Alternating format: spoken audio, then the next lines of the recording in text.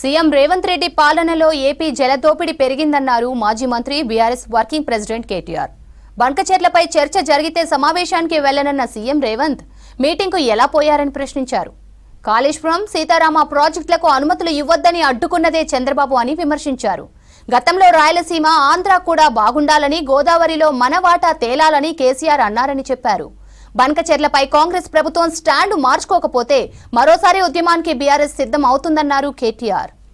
గోదావరి నీళ్లు హైదరాబాద్ భవిష్యత్తులో ఒక మహానగరంగా ఎదుగుతున్న హైదరాబాద్, విశ్వనగరంగా ఎదుగుతున్న హైదరాబాద్ మంచినీటి అవసరాలు తీర్చకముందే, ఇక్కడి పారిశ్రామిక అవసరాలు తీర్చకముందే న్యాయపరమైన కేటాయింపులు లేకుండా, ఏ అవార్డు లేకుండా ఇవాళ ఇష్టానుసారంగా తీసుకొని పోతామంటే దానికి తల ఊపడానికి డూడు బసవన్నలాగా నీకు సిగ్గులేకపోవచ్చు రేవంత్ రెడ్డి.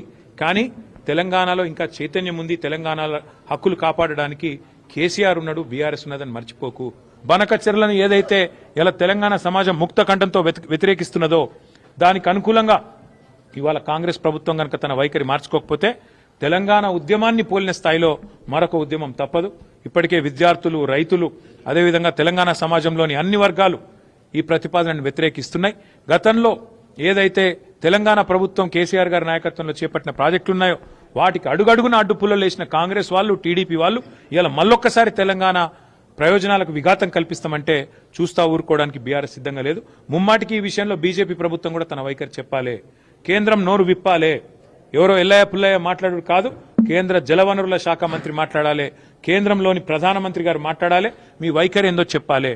తెలంగాణకు అడుగడుగున అన్యాయం చేస్తూ గత 11 ఏళ్లుగా ఎన్నో విషయాల్లో అవరోధాలు కల్పించిన మరి కేంద్ర ప్రభుత్వం ఇవాళ పూర్తి స్థాయిలో చంద్రబాబు నాయుడు గారి మద్దతు మీద ఆధారపడి నడుస్తున్నది. కాబట్టి ఇవాళ ఆయన ఆడిచ్చినట్టు ఆడుతున్నారా, సమాధానం చెప్పాలని చెప్పి కూడా మేము బీజేపీ పార్టీని కూడా డిమాండ్ చేస్తున్నాం, కేంద్ర ప్రభుత్వాన్ని కూడా డిమాండ్ చేస్తున్నాం.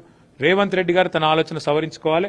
నువ్వు వేసే కమిటీ నెల రోజుల రిపోర్ట్ ఇస్తుంది, ఇవ్వగానే మేము ఆ కమిటీ ఏం చెప్తే అది చేస్తాం. మాకు తెలియదా? ఆ కమిటీ వేయించిందే చంద్రబాబు, నిన్న మీటింగ్ పెట్టించిందే చంద్రబాబు. ఆ కమిటీ అధికారులు ఎవరో కూడా డిసైడ్ చేసేది చంద్రబాబు. పలికే చిలక మనది కానీ పలుకు పరాయిది అన్నట్టు చిలక రేవంత్ రెడ్డి కానీ పలుకు మాత్రం చంద్రబాబు పలుకు అయిపోయింది ఇవాళ.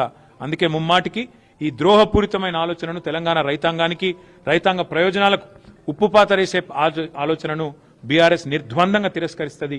ఖచ్చితంగా పోరాటం చేస్తాం. అవసరమైతే మళ్ళొక్కసారి తెలంగాణ ఉద్యమ స్ఫూర్తితో ఉద్యమిస్తాం, ముందుకు పోతాం. ఈ ప్రతిపాదనను పూర్తి స్థాయి